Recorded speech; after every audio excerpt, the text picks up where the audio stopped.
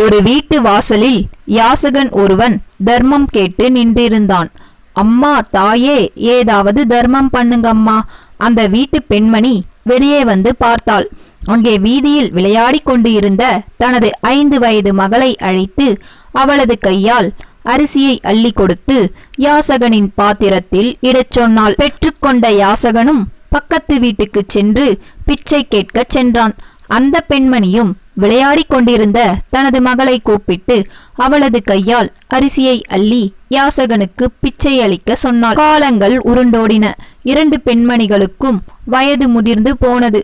2 சிறுமிகளும் வளர்ந்து பெரியவர்களாகினார்கள். அவரவர்கள் தம் தாய் காட்டிய வழியில் தர்மங்களும் தொடர்ந்தன. அந்த முதிய பெண்மணிகள் இருவரும் இறந்து வானுலகம் சென்றன. அங்கே அந்த முதல் வீட்டு பெண்மணிக்கு சொர்க்கத்தில் இடம் கிடைத்தது. மற்றவளுக்கோ அதற்கு கீழான இடமே கிடைத்தது. உடனே அவள் இறைவனிடம் பதறி கதறியே முறையிட்டாள்.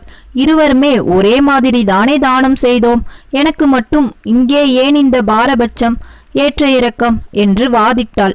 அதற்கு இறைவனோ, முதலாம் அவளோ தனக்கு பிறகும் தன் குழந்தையும் இந்த தானத்தை தொடர்ந்து செய்ய வேண்டும் என்ற எண்ணத்தில் குழந்தையின் கைகளில் அரிசியை கொடுத்து தானம் செய்ய சொன்னாள்.